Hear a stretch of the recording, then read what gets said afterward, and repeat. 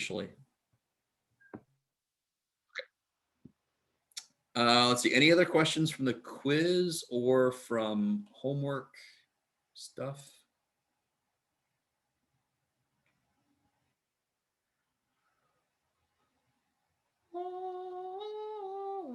Okay. Let me show you guys something. I don't know if I showed you this yesterday. We talked about it. Let me make myself a student.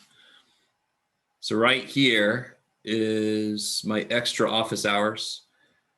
So in addition to having office hours right before class every morning, I'm going to have office hours Tuesdays, 11 to 12, and Thursdays, 2 to 3.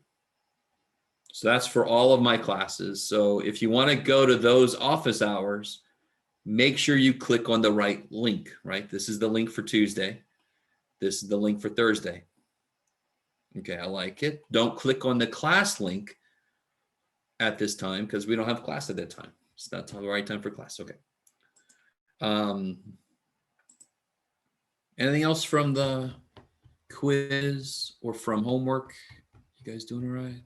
Okay, are we allowed to ask questions about the quiz now, or should we wait? Yeah, please do. Go ahead. What you got? The F on number 2, 4A parentheses 3B minus 2A. Yes.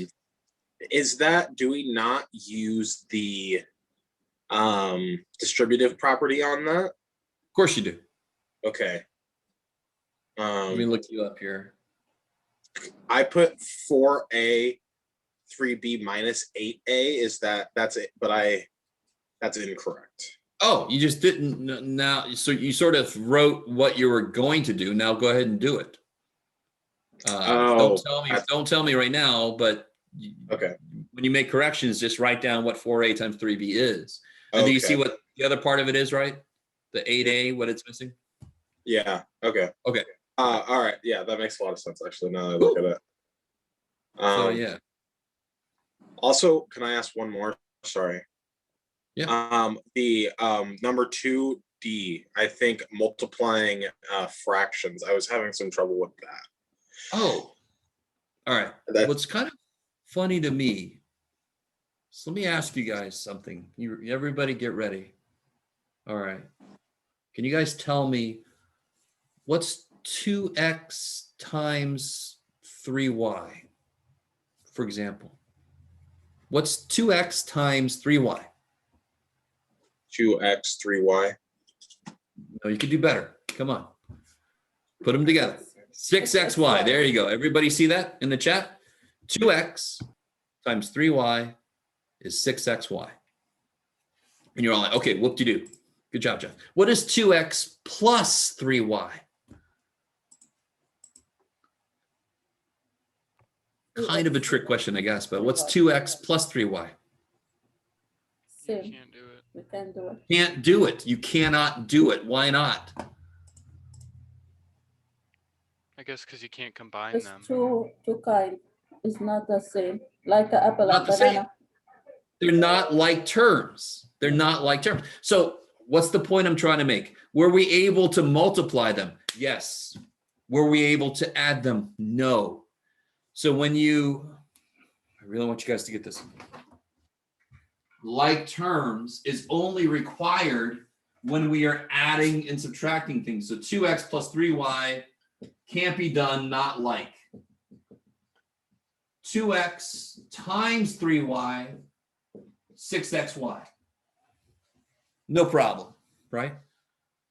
So with fractions, I only need a like denominator when I am adding or subtracting.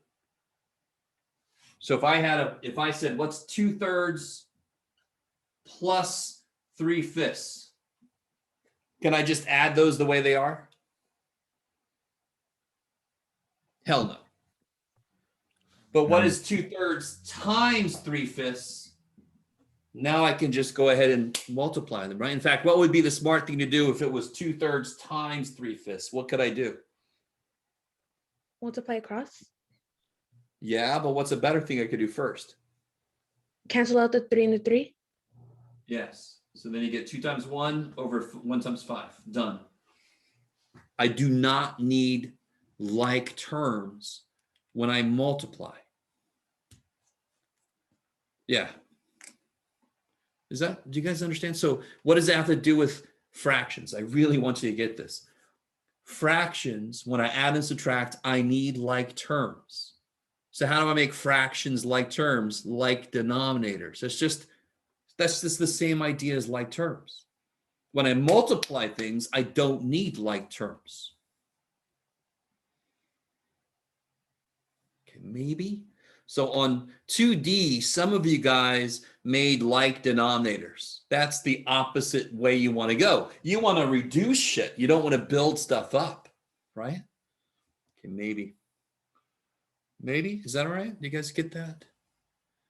I really want you guys to get that because people don't understand fractions and how they are just like everything else.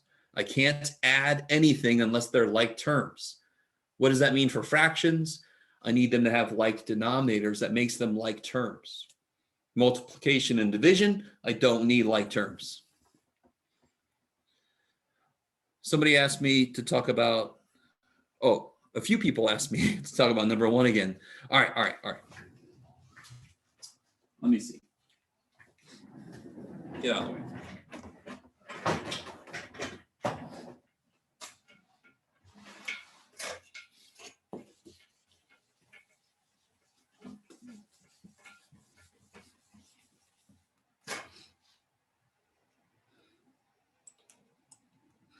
All right, guys. So, where's everything? All right. So let's say I have 11 green poker chips, 5 blue poker chips, 6 red poker chips, and 3. What do you got, Jeff? You can do it. Yellow poker chips. Okay. Right? How many total poker chips do I have? Poker chips. Poker chips. How many? 25. Yeah, so if you add all these up, you get 25. What percentage of them are green? 44%. Yeah, well, let me build myself up. How many are green? 25 divided by 11. Stop. No. How many are green? 11 out of 25. So 11 divided by 25. Right? Now I think the way that, so you can multiply by 4, make it out of 100 if you want to, or you can just plug in the old calculator. If you do 11 divided by 25, you'll get 0.44, which you can make into a percentage. And then you just do the rest of them the same way. It's part divided by whole. That's how you make any percentage. And that's how we say it in English, isn't it? There were 5 blue out of 25. There were 6 red out of 25. Out of means divide.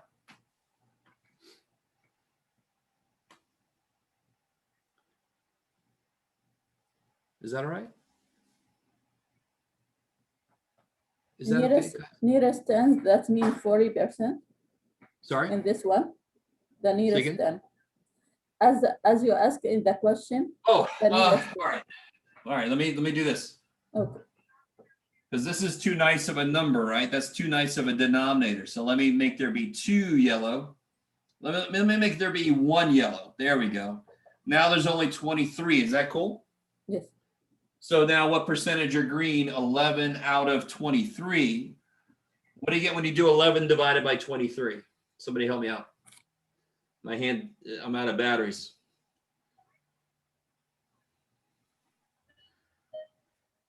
Uh, 0.47. Keep going. 0.7. 7826. 8261.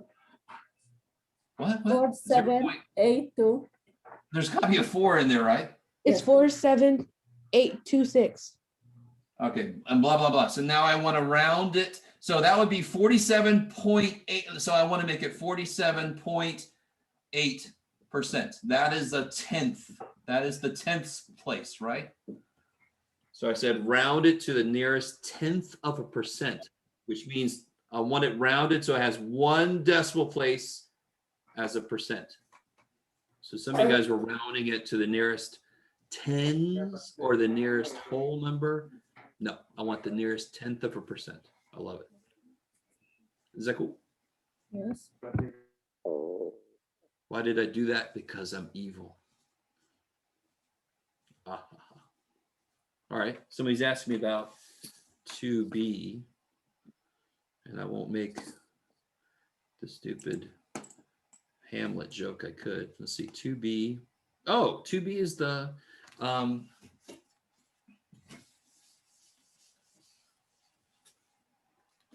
how do I do this? Let's make it more interesting. Screw it. I'll make it the same as what it is. Yeah. How do I do that? Common denominator. That's right. Common denominator. I can't do it. So here, what does he need?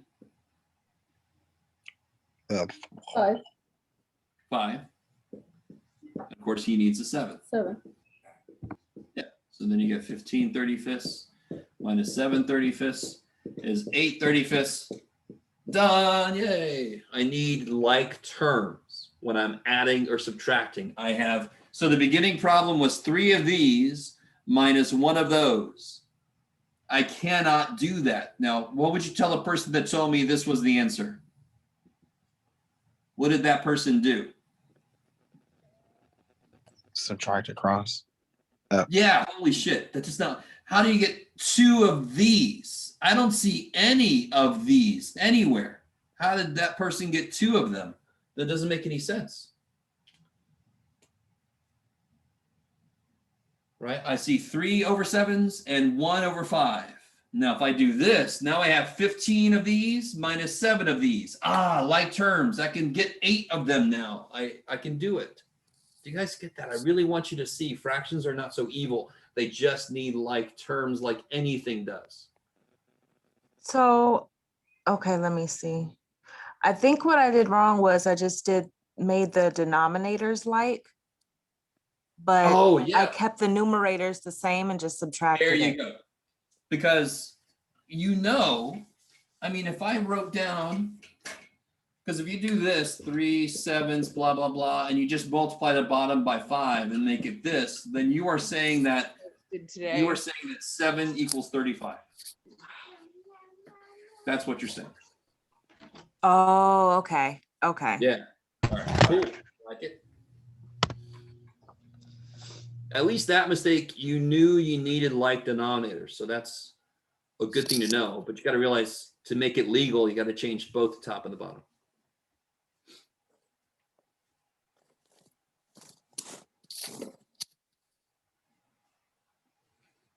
All right, let me see. Anything else? And by the way, real quick, I really want this understood. So if I multiply the bottom by 5 and the top by 5, this is 15 divided by 35. If you do 3 divided by 7 and 15 divided by 35 in the calculator, it'll come out to the same decimal because they represent the same number. So that's why mathematically it's legal to do this, because I haven't changed the number. I just made it look different. Maybe? Maybe? No? Okay. All right, guys. Anything else before we get back into where we left off?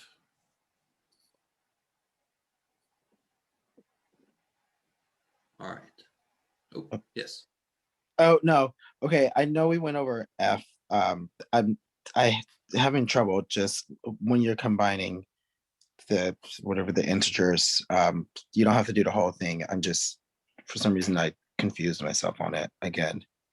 Let's see. So if I had 12c times 4d minus 3c, right? So everybody had this problem, but nobody had this problem. The more you understand what I just said, the more you understand math. Yes. 12C times 4D. What is that? What's 12C times 4D? I want to say 40 CD, but I'm. Totally done. Awesome. Move on. Okay. Okay. And Okay. then 12 times 3, C times C. I missed a couple steps. Thank you. You're welcome. So this is how multiplication handles letters that are not the same. You can still multiply them. They just can't, they just sit next to each other. They can't become like a singular thing. Yeah.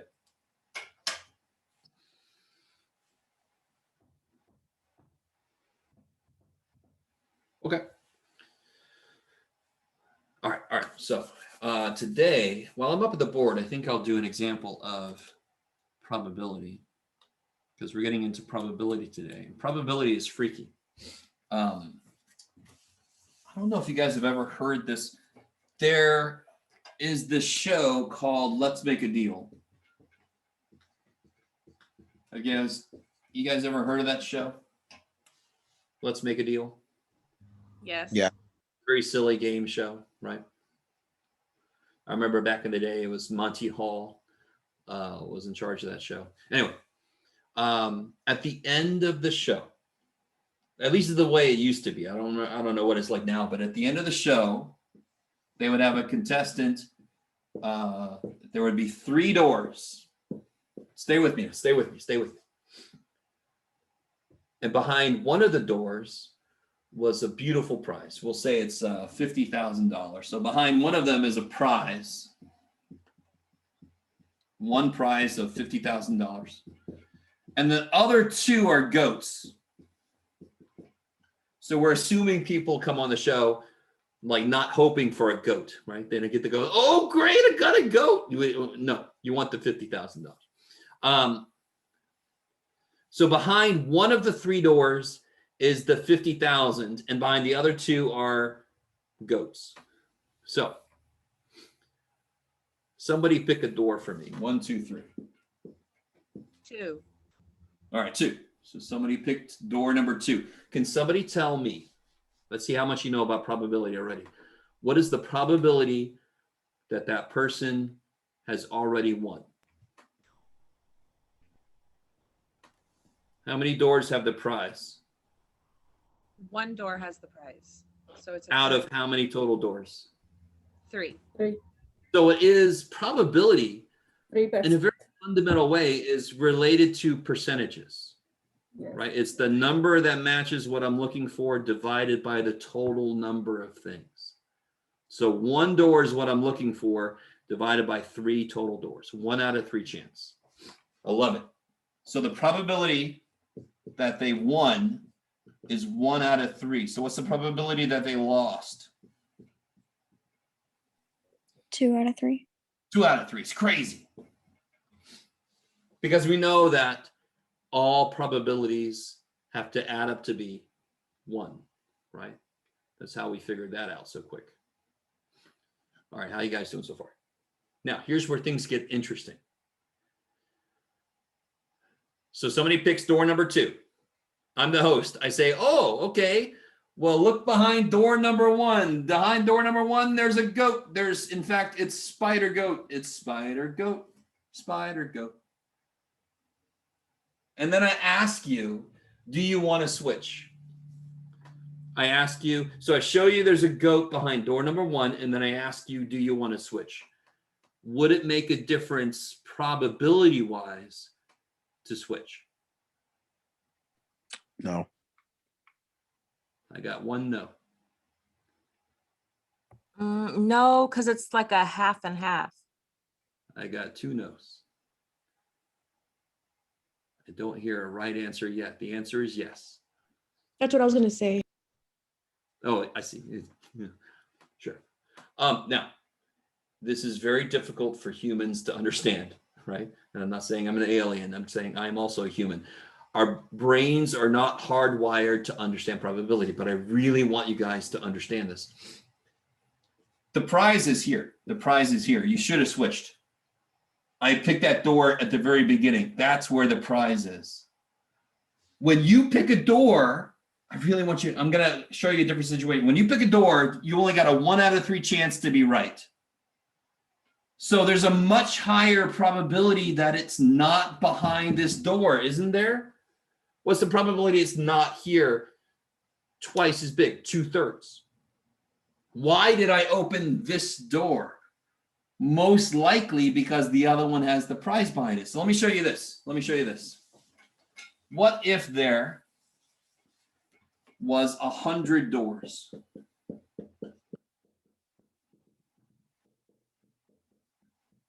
Right? 1, 2, 3, 4, 99, 100. Everybody with me? 100 freaking doors, right? 100 doors. And you pick door number 2. And then I open up every other door and show you goat, goat. Not every other door, Jeff. Goat, goat, goat, goat. So no good, no good, no good, no good. And I don't open up this door. And then I say, do you want to switch? Hell yeah, I want to switch. Most likely, why did I not open that door? Because the prize is behind there. 99 out of 100 times it'll be here. Right? Because when you pick a door, I want to show you all the goats and then say, do you want to switch? So what's the chances that the prize is not here? Only 1 out of 100. Isn't there a 1 out of 100 chance that you pick the prize? Isn't that true? There's a 1 out of 100 chance that you pick the prize, correct? You can do it, Jeff. Yep. You do, yes. So there's a 99 out of 100 chance that the prize is somewhere else. And if I open up every other door, that means there's a 99 out of 100 chance it is right here. No way. So it works the same even if I decrease the number of doors. I'm sorry, go ahead. No, in this case, maybe 50-50, because maybe No, in guys, door no. number 2. No, I really want you to understand. I'm the host. I know everything. So why did I not open this door? Because that's where the prize is, right? What's the probability when you first pick the door? The probability that's the prize is 1 out of 100. Does everybody That's agree? true. Yes. So there's a 99 out of 100 chance it is somewhere else, correct? That's true. So if I show goat, goat, goat, goat, goat, goat, goat, goat, goat, goat, goat, goat, goat, goat, goat, it's freaking here. It is got to be. There's a 99 of 100 chance it is there. That's why I did not open that door, or else the show is over, right? I really want you guys to get that. I'm the host. I know everything. So which door would I not open? The one with the prize, because then the show's over. There's no drama. There's no choice to make, right? I really want you guys to get this. Anyway, I'll let it go. The main focus of this example is not that you need to totally understand it. The main focus of this example is our brains are not hardwired to get probability, because we only needed very basic probability to survive, right? And I don't care if you don't believe in evolution, because that just means you need more education, because it's a fact. And we only have hardwired what we needed to survive. And we don't need crazy probabilities to survive. We just need probabilities like, well, if I go that way, there are lions. If I go that way, there's less of a chance of lions. I'm going to go that way, right? That's what's hardwired in our brains, right? If I leave now, a lot of traffic. If I wait an hour, less traffic. I mean, we understand probabilities to that degree. Okay, enough. Sorry.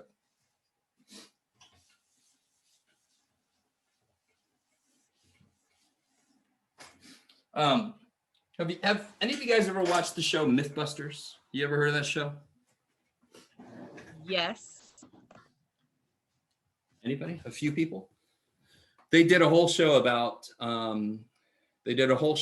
this Monty Hall problem about the doors and the goats. They did a whole show about it, so you could look that up if you like.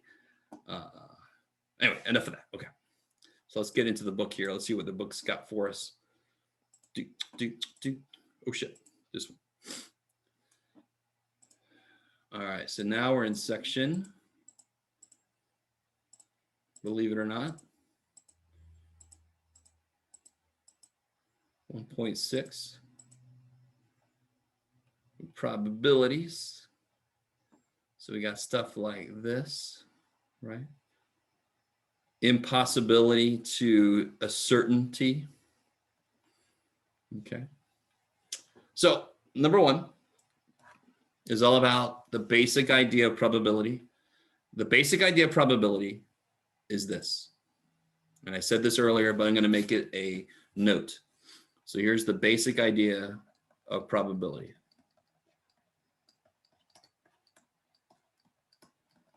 This never changes, actually. To make a probability, it's the number of things that match what I'm looking for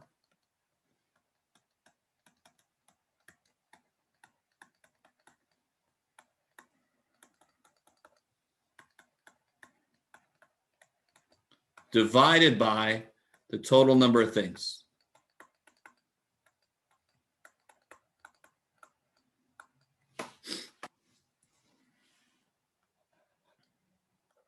It's a ratio. It's the number of things that match what I'm looking for divided by the total number of things. So if I roll a die, how many things could show up? A normal die. Where's my Dungeons and Dragons people? I'm not talking about the 20-sided die. If I roll a normal die, how many things could happen? 6. 6 total things could happen, right? So how do I get the probability that I roll a die and I get a 4? Okay.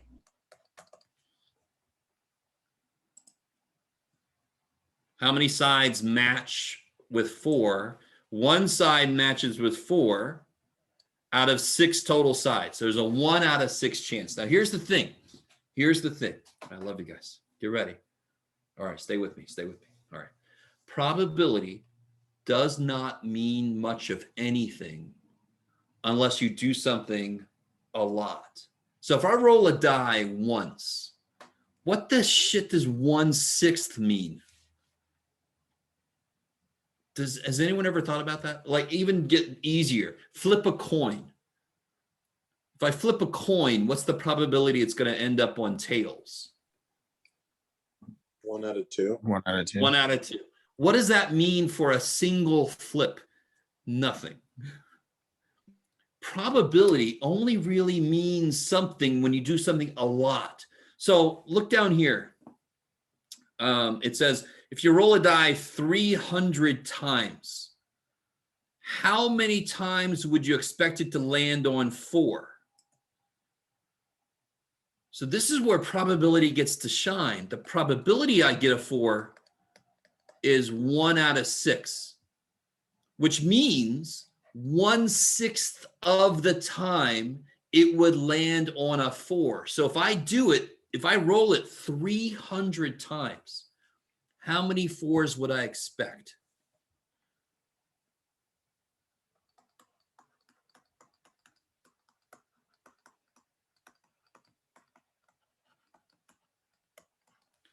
Somebody's chatting at me. You got it. You got it. Because what does of mean?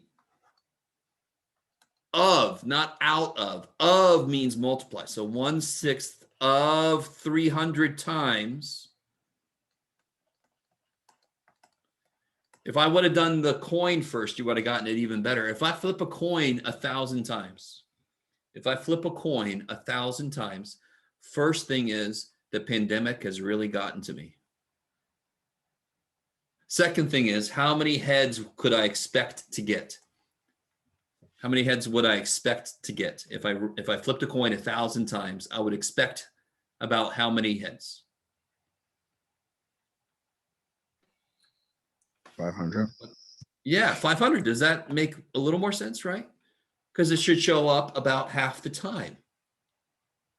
Now, will I get exactly 500 heads? Probably No. not. But it should be close to 500. Now, let me ask you this. Somebody with me so far? I mean, how do I develop a basic probability? It's the number of things that match what I'm looking for divided by the total number of things. So that's the basic thing. How do I use a probability? What does it mean in a bigger context? Well, it only takes on a full meaning when I talk about doing something a lot. And that's the part people miss, is that it doesn't mean if I flip a coin once, the 50% thing doesn't really mean anything. It's when I flip a coin a lot of times, then half of them will be heads, half of them will be tails, roughly. Okay, I like it. So let me ask you this. If I flip a coin 10 times and I only get tails, how freaky is that? Would that be like you run out the front door and you go, holy shit? Or what? If you flipped a coin 10 times and you got only 10 tails, how freaky is that? Somebody tell me. Is that like really freaky or is that freaky? Do you guys, anybody? Do you guys understand what I'm saying? Freaky, but it's not like really freaky. Yeah, you wouldn't run out the front door and go to your neighbor and say, listen to me. I just, no. But it is just kind of freaky. You'd go, okay. Now, if you kept going and you flipped it 1,000 times and you got nothing but tails, what do you think? If you did that, what would be the first thought you would have? The coin is rigged. Yes, that's a very valid. Well, hopefully in the meantime, you would have looked and make sure that both sides are different, right? You know, like tails again. Wow. You're like, oh, they both are tails, duh. But you'd have to figure out that somehow the coin is weighted, right? You can weight coins so that it comes up one side more than the other. All right. Let me stop for a minute. We've all heard about court cases where they talk about enough evidence, of course, right? Within a reasonable doubt and all that kind of stuff. So the idea of probabilities comes up a lot in court cases, like matching blood, DNA. DNA is not 100%, by the way. Do you guys understand that? When they take blood samples. But if you couple it with other things, then it gets to be a pretty strong case. What am I trying to say? I forgot. Okay, let me see. Let me clear all this away. All right, so the main thing for you to worry about is how to construct a probability from a situation, right? It's the number of things that match what I'm looking for divided by the total number of things. And then everything else we talked about is just understanding what that means. I mean, once we get that number, what does it mean? Blah, blah, blah, blah, blah, blah, blah. Whoa, hold on. All right, I don't care, but they're doing the coin thing now, finally. They call up to us. Let me see if they give me any interesting. Yeah, all right, so just to review. Number 8, if you flipped a penny 80 times, how many times should it land up heads around? 40. Yeah, so I'd expect 40 heads. Because for a normal coin, it should be 50-50. It should be 50% chance. Would you definitely get that 40 heads for sure? No. No. So if I get exactly 40, that actually is a little bit freaky, to be honest. It's like, oh, okay. That's a little tiny, like the tiniest bit freaky. All right, but it should be close to 40. What does close mean? What if I get 37? Is that okay? Yes. Yeah. All right, what if I get 20? No. That's starting to get questionable, right? Uh-huh. Do you guys understand what I'm saying? So it's we're not going to get far enough into probability to be able to answer a question like I just posed. What is far enough away to start to get freaky? Right? So I expect 40 heads. If I get 37, if I get 20, You start to look at it a little side like, I don't know about you, coin. If I get 0, that's where like, what? Is it impossible to get 0? No. Of course not. Of course it isn't impossible. I love it. Okay. Hopefully you guys are still with me. All right, maybe.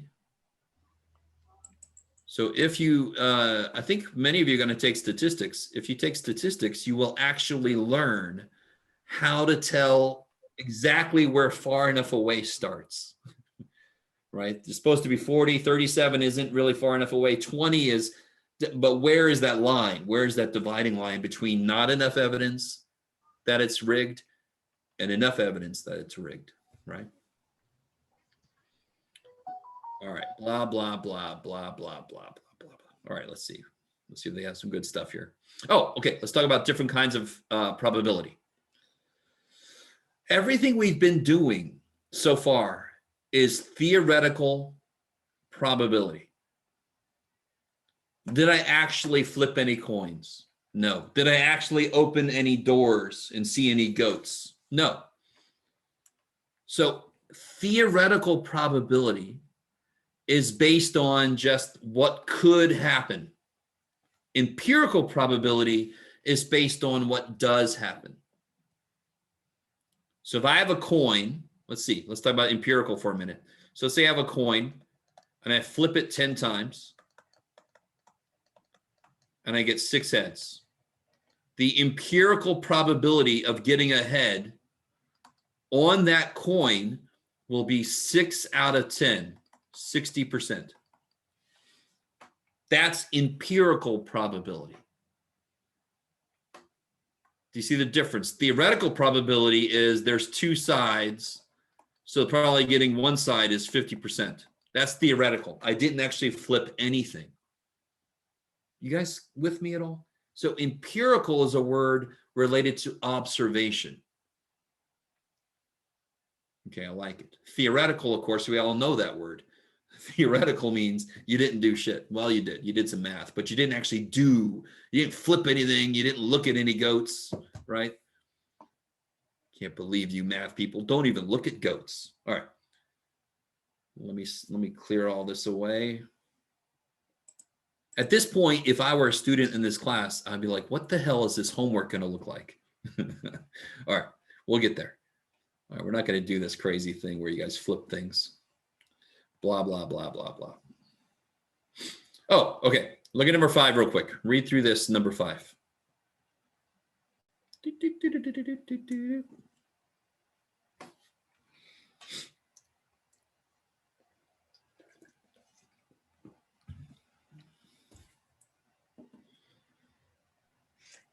It's wrong because there's ways of beating those odds, like studying, and that enhances your chances.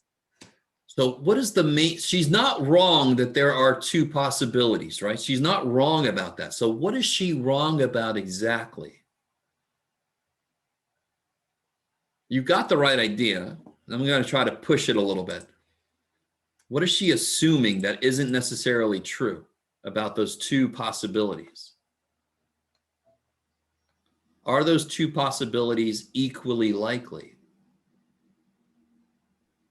No.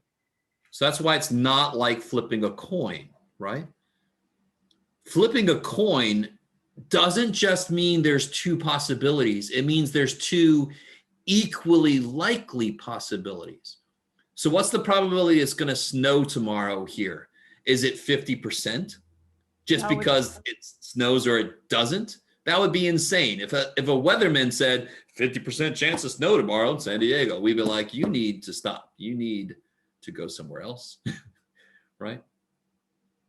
Now, I don't know where you currently are. You could be sitting in Julian for all I know. And you're like, yeah, there's a chance of snow tomorrow. I'm talking about San Diego. I'm talking, let's be specific. Let's say La Jolla, right? If you said there's a 50% chance of snow tomorrow in La Jolla, I'd say you're crazy. Now, Texas, of course, right now is currently flipping all the probabilities on their heads, but oh well. I don't know if anybody has anybody in Texas, but they're not doing so hot. Literally. All right.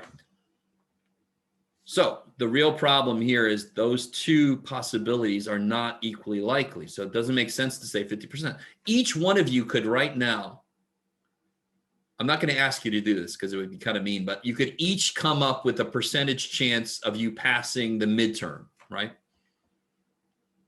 Can you tell me what you might base that on? You don't have to be specific.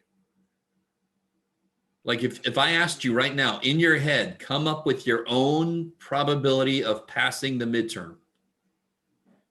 Do you have a number in your head? You don't have to tell me what it is. Yeah, probably. Yes. You all have a number in your, or a range maybe, right? A range maybe. Yeah. What is that based on? Did anyone base that on anything, or did you just go, I feel it's about this? Homework. Based on current grades. And Current past, grades? Sure. Sorry? past success in math Success, course. exactly. You've got one quiz under your belt and some homework and stuff. So you're like, okay, I've got something to go on. I like it. I like it. Okay. Now, to be honest, I don't think this book talks about that kind of probability. I can't remember. Maybe we'll see in a minute. There's a third kind of probability. There's theoretical probability. We talked about that. There's empirical probability. We talked about that. And then there's subjective probability. That's what we just did. Based on your experience, based on your feelings, you can come up with a subjective probability for something. All right. All right, let me see. Clear. Let's see. Oh, okay. Look at number 7. Be very careful when you read through number 7.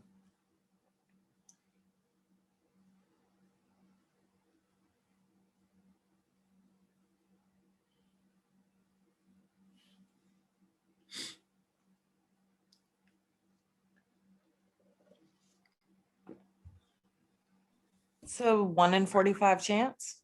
Careful. So here's how you write the probability notation. The probability that I would get a job. There's not just one job There's for 45 people. There's how many jobs? 2. 2. What's the probability? Oh, yeah. So it's 2 out of 45. Is that cool?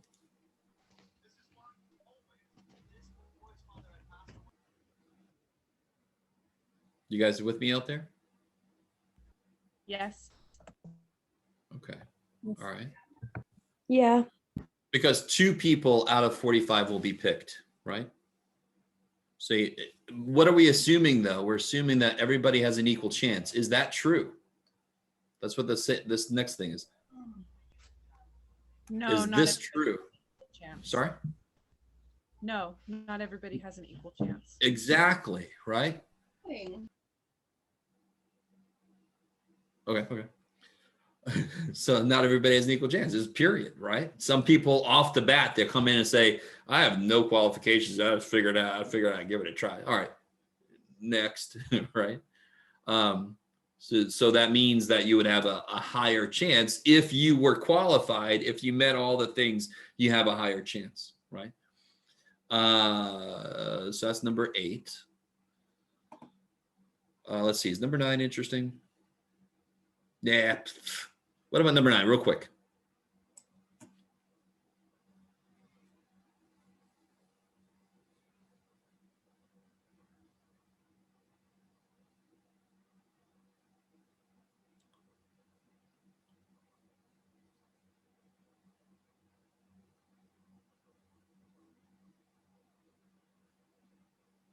So what is your basic probability of getting a job in this field?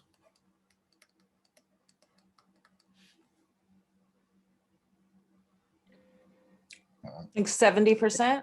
85%. I love you guys. How are you getting that? So it's 450 out of 480. There we go. This would be the work. And then if you do this, what do you get? So 15 out of 16. So that's going to be, isn't that 93 something percent?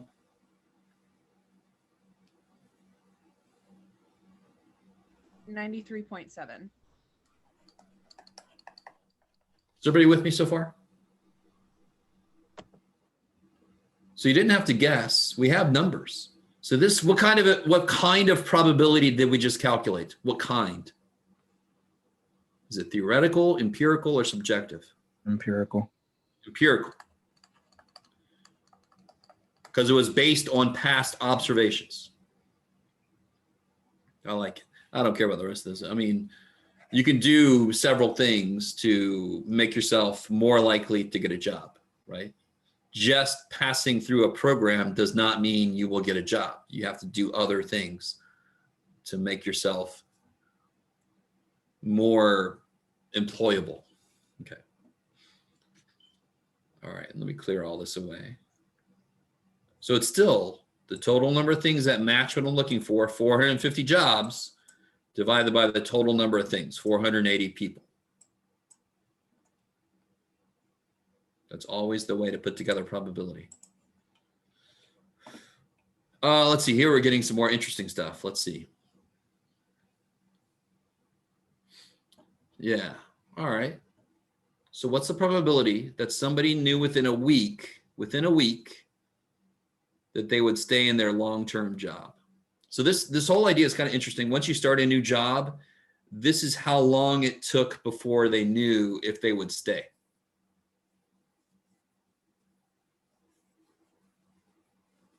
Some of us are, this is kind of funny to me because some of us are like, if I could, I would leave this damn job, but I cannot leave. So I knew the instant they hired me that I was going to stay. I completely understand that. So we're just saying in a better economy, maybe people have choices. So here they got a choice. How do I figure out the probability that they knew within a week?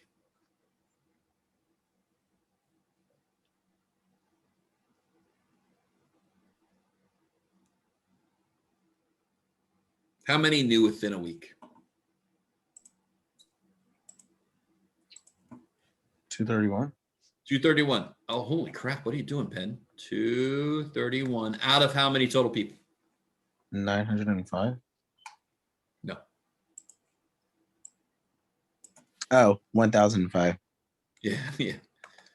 I mean, you're right. You add these up to get the total, but they were nice and gave us a total. And then whatever the hell that is, it's roughly 22.9% maybe. Is that what that is? I don't know. I'm guessing.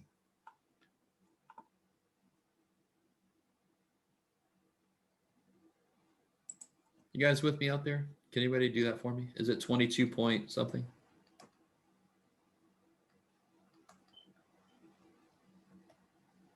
$22.9. Dude, all right. Jeff is on fire. Let me see. Somebody's chatting at me. Okay, thank you. That was easy. It was out of 1,000 almost, so that was not too hard. Anyway. If I give you a situation where you can count everything, then making the probability is easy. So let me see what time is it. Okay, good. I got plenty of time. I want a situation. I'm going to put a situation up on the board here in a minute. Let me see if they do anything else interesting. No, that's it. Okay. So let me show you the way the kind of problem I love to give.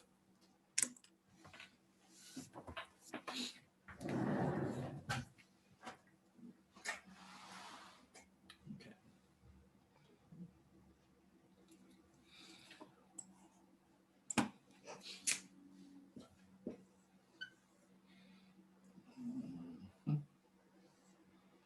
Oh, I guess I can give one more.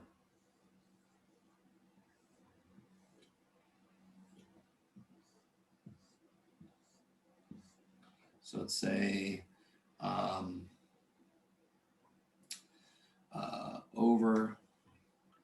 let's say, all right, ask her, over 40 years or less old.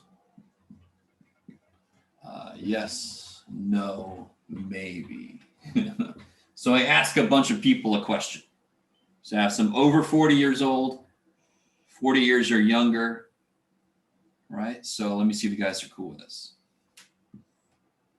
You guys have seen this kind of table before. So let's say 7, 40, 39, 2, 3, 5. Okay, let me stop. Could somebody tell me? Let's see if you guys can read this table. Oh, let me do this.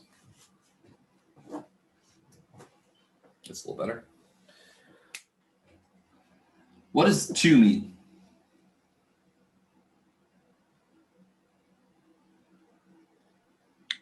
Two people are 40 or less, or not 40 or less. 2 40 years or less, and what did they say? No. No. All right. So there's 2 people who were 40 years or less who said no. Do you guys see how to read this?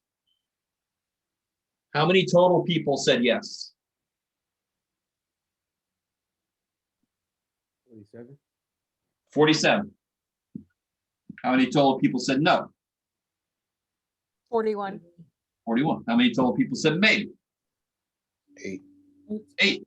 How many total people are over 40? 60. No. 50. No. Is it 59? I can't, sorry. 49. 49. 49. Okay. And then how many people are 40 or less? 47. 47. How many total people did I talk to?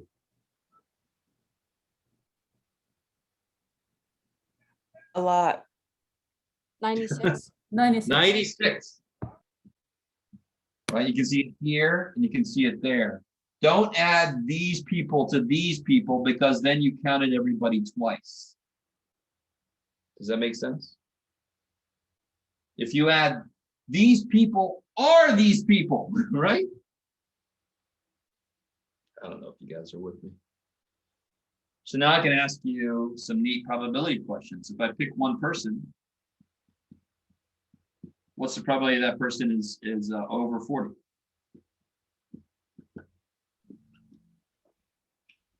One over 49. No. I see why you said that. And I appreciate you saying that right now so I can get that kind of mistake out of the way. There aren't only 49 people. If I said, what's the probability I pick somebody who's over 40 and their name is Scott Michael Peterson, that might be 1 out of 49. How do I always put together a probability? What goes in the bottom? The total number of things it could have been. Well, how many people could it be? 96. How many people match what I'm looking for? How many chances do I have to get this? 49. 49. So I understand why somebody says 1 out of 49. Do you understand why that's not right? I don't have one chance to get somebody over 40. Because there's 96 people. There's 96 total people, and there's a lot of people that are over 40. Right.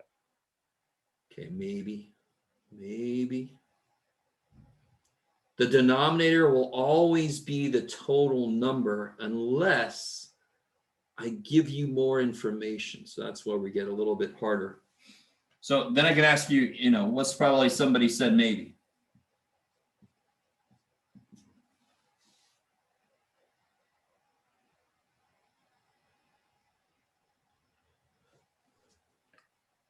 What's the 47 probability? over 96. Say again, sorry.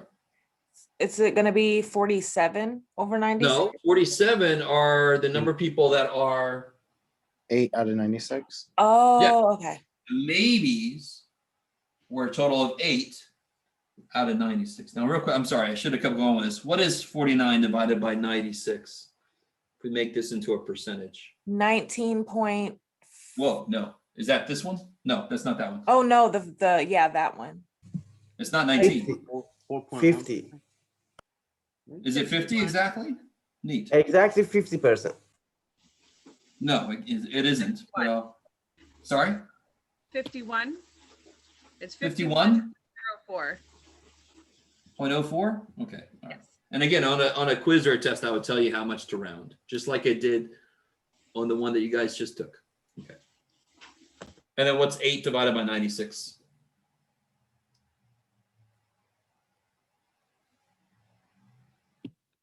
.0833. 0.0833. 3, 3, 3? 3. Yeah. That'll be bam, bam, 8.33%, right?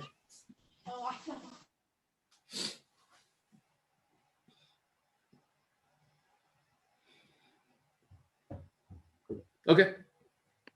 I love doing this kind of thing. This is officially called a contingency table. Does the name matter? No, but that's what this is called. It's called a contingency table.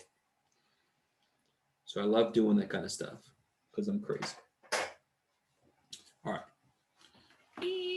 There will be more stuff we do with this later, but that's enough for right now. Let's take a look here. Let's look at the homework. Let's see what the homework is going to look like so we can all breathe easier. Whee! Yeah, so they're going to give us situations like, yeah, they're going to tell us something like this. They're going to give us, this is kind of sad. I think things are better now after the last election. I'm not sure what the current demographics are of the Congress, if it matches. It definitely does not match the demographics of the United States. You guys with me? It's still, white males are still dominant, which is not really representative, but oh well, we keep getting a little bit better.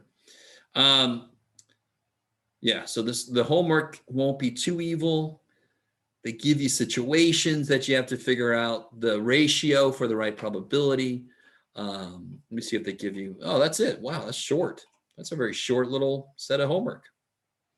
That was it right there. Cool. All right, and then looking ahead, we're going to be talking about chocolate and debt. That should be interesting. So the main things we're going to learn in this next lesson are going to be scientific notation. Has anyone ever heard of scientific notation? Yes. Some of you guys? No. And we're also going to be talking about what scientific notation means. So if you forgot what scientific notation means, you can kind of get an idea from the prep skills. They're all about powers of 10. Come on, you can do it. There it is. So this is all about dealing with exponents and powers of 10 and so forth. So scientific notation is really just a way to write a really huge number or a very small number in a much more accessible way. So for example, let me move this over. Hold on. Dupe and dupe. Okay. Let me get some white space. Here we go. So if I had the number, you ready for this?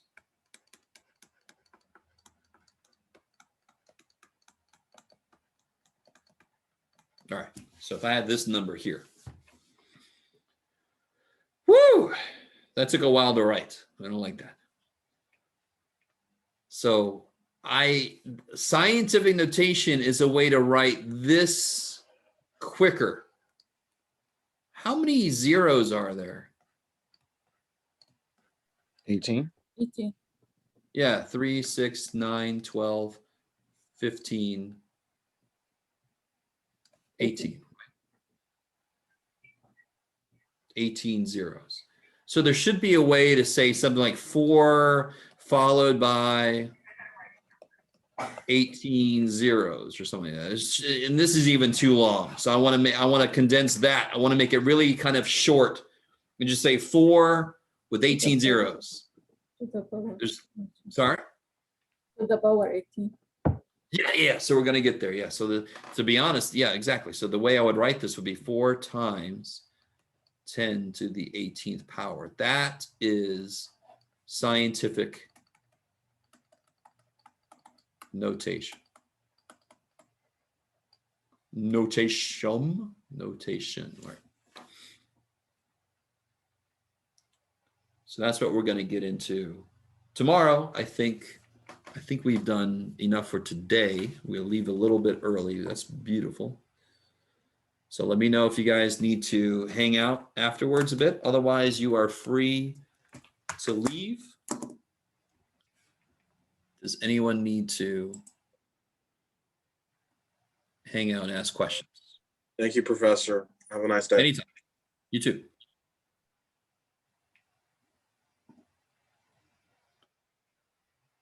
We counted every single zero. And in fact, it's more about counting the number of decimal place movements. So we're going to get more specific tomorrow. But in that problem, there were 18 zeros.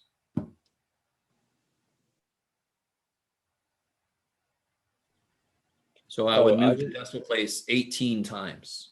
Go ahead. Oh yeah, I just didn't like get the scientific notation. Like I didn't write it down. Oh, don't worry. We're going to get into it tomorrow. Okay, We didn't really lecture over today. Okay. Yeah. But like, could you show the screen one more time? Oh, well, the minute I stopped sharing, it went away. So let me write it again. Oh no, it's fine. I'll wait till tomorrow. So if you write 4 with 18 zeros after it, Yeah, you can that's rewrite it as 4 times 10 to the 18th. But tomorrow we'll discuss why we can do that. okay. Yes, when you do corrections, you turn it in the same place. All right. Thank So you. Canvas, I'm sorry. Oh, thank you. Sure. When you turn stuff in, Canvas will say it's late because it'll see the due date for the original things. You don't care. If it's corrections, you're fine. You're welcome. All right, guys. I'm going to head out. I'll see y'all tomorrow. Bye. If you're still out there. Bye.